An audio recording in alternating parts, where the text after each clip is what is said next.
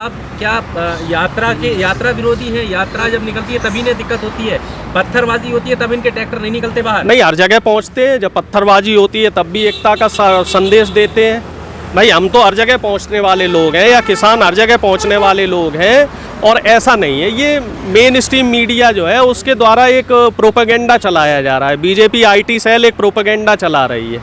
अभी आप देख लीजिए, एक त्यागी शिक्षक था, उसने एक मुस्लिम बच्चे के साथ जो भी किया वो पूरा सोशल मीडिया पे वायरल है। वहाँ भी किसान पहुँचे और वहाँ पे भी प्यार और एकता का संदेश दिया। कश्मीर में भी एक इसी तरह की घटना हुई तो वहाँ भी किसानों का इन्वॉल्वमेंट रहा। ठीक है, तो देश में जहाँ भी लीपापोती कर रहे हैं ना उस पूरे मामले पर, उन्हें कैसे भूल जाते हो आप लोग? देखिए, हर जगह 2-4%, 5% लोग आते हैं जो मामला खराब करते हैं, वो हर जगह है। जब किसान आंदोलन चला तो उस किसान आंदोलन में भी आपने देखा दीप सिद्धू जैसे लोग और कुछ 1-2 फर्जी किसान संगठन के लोग थे, उन्होंने आंदोलन को खराब करने की पूरी कोशिश की थी। लेकिन हमें ये नहीं भूलना चाहिए कि जो मेजॉरिटी है वो 90%, 95% जो लोग हैं वो लोग इस देश की आवाम के साथ है, इस देश की जनता के साथ है। हिंदू मुस्लिम एकता हो या फिर हिंदू सिख एकता हो या फिर आपसी जो भाईचारा है, आपसी सौहार्द है, तो उसको खराब नहीं होने दिया जा रहा है। चलेगा, एक भाई कहता है ठीक है, एक भाई कहता है गलत है, तो ऐसा थोड़ा ही चलेगा। जनता को गुमराह करने वाला नहीं, जनता को कोई गुमराह नहीं कर रहा है। मेन मकसद जो है वो जनता को जागरूक करना है, किसानों में एकजुटता लाना है, देश की जो जनता है उसको जो नफरत का माहौल तैयार हो रहा है उससे दूर करना है, मेन जो मकसद है। अब इसमें कोई भी अगर आके कोई बात कहता है तो हमें उस चीज़ को समझना पड़ेगा कि आखिर उसके पीछे उनका आशय क्या है, आखिर वो इस तरह की बात क्यों कर रहे हैं, बयानबाजियां क्यों कर रहे हैं। क्या दिक्कत थी? किसानों को क्यों घुसने की जरूरत है यात्रा जैसी चीजों में? नहीं, अब एक बात बताओ, यात्रा का मकसद समझो आप। यात्रा का मकसद क्या था? तो जलाभिषेक मकसद है तो जलाभिषेक करे, उससे किसने रोका है? वैसे ही लेकिन उसमें मूल भावना बदल रही थी। जलाभिषेक जो है आपका कभी तलवार लेके नहीं होता, जलाभिषेक कभी जो है हथियार लेके नहीं होता। और पहले भी जलाभिषेक होता रहा है, लेकिन पहले कभी किसी को दिक्कत नहीं रही। अब जब आप जलाभिषेक कर रहे हो, वहाँ पे भड़काऊ भाषण दे रहे हो, वहाँ जनता को भड़काने का काम कर रहे हो, उस यात्रा में एक रात पहले जो है आप कैमरे तोड़ रहे हो, जो CCTV कैमरे थे वो तोड़ने का काम किया गया, दुकानों के शीशे तोड़ने के काम किए गए। तो ये साफ संकेत दिखा रहा था कि इस यात्रा का मकसद कुछ और है। यात्रा अपने मूल मकसद से भटक गई है। बीजेपी की तारीफ करनी चाहिए ना आप लोगों को, शांतिपूर्वक निकली। नहीं, बीजेपी की कोई तारीफ नहीं है इसमें। इसमें तारीफ है विपक्षी एकजुटता की और वहाँ की जनता की।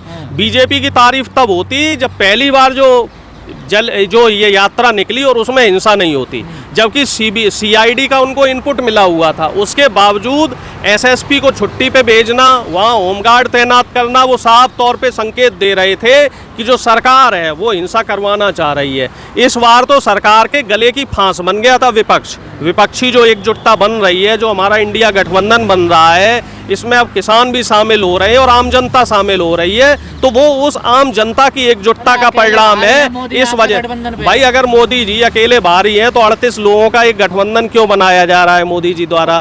और अगर अकेले भारी हैं तो विपक्ष के नेताओं को तोड़ने का काम क्यों किया जा रहा है? भाई, महाराष्ट्र में भी आपने देखा, इंडिया गठबंधन बनने के बाद अजीत पवार, प्रफुल्ल पटेल, छगन भुजबल समेत तमाम नेताओं को तोड़ने की कोशिश की।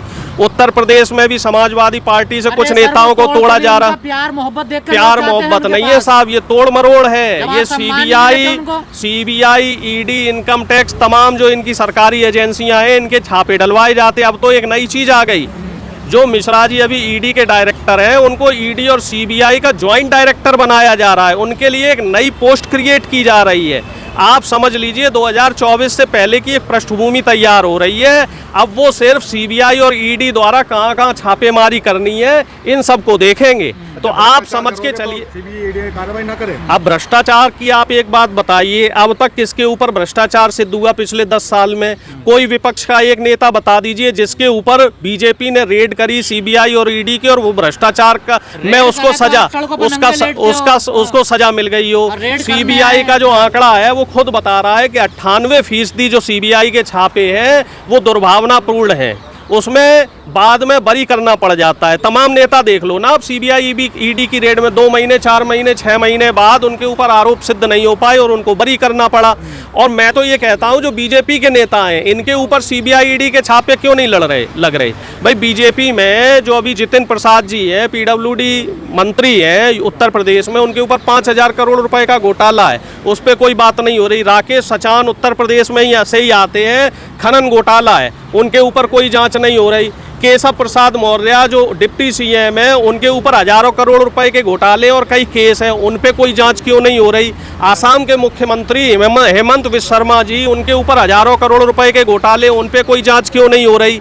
इसके अलावा शिवराज चौहान जो मध्य प्रदेश के मुख्यमंत्री हैं, व्यापम कांड में फंसे हैं, उन पे कोई घटना की, उन पे कोई जांच क्यों नहीं। भाई संस्कार ये सिर्फ और सिर्फ तब तक है जब तक ये सत्ता में है। एक बार जब ये सत्ता में बेदखल हो गए तो इनके सारे संस्कार निकल के आ जाएंगे बाहर।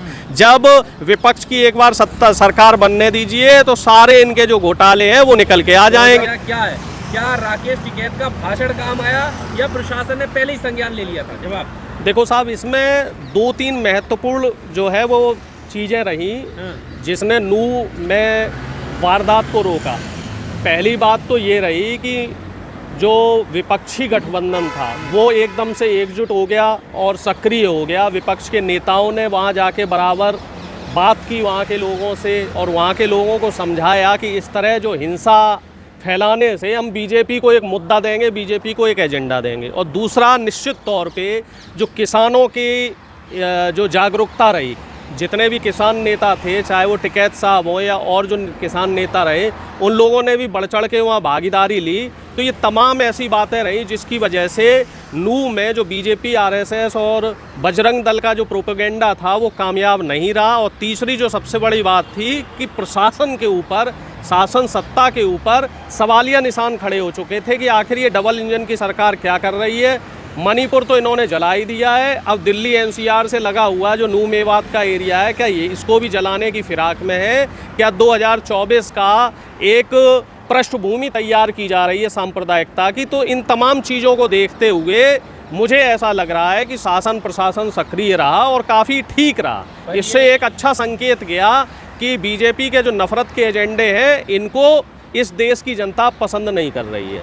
किसानों को हर चीज़ में नया मुद्दा ढूंढने की ज़रूरत है, ढूंढने की कोशिश करते हैं, आंदोलनजीवी हैं और इस मुद्दे पे भी ये मौका तलाश रहे थे, मौका मिला नहीं। जिस तरह के महापंचायत हुई आंदोलनजीवी की नहीं। अब इसमें हमें एक बात बताइए, आप अगर नफरत बोएंगे, नफरत फैलाएंगे तो किसान क्या इस देश का हिस्सा नहीं है? तो क्या किसान हो या मजदूर हो या आम आदमी हो, तो उसकी एक जिम्मेदारी बनती है कि नफरत और घृणा फैलाने वालों को साइड में किया जाए, उनके एजेंडा को कामयाब ना होने दिया जाए।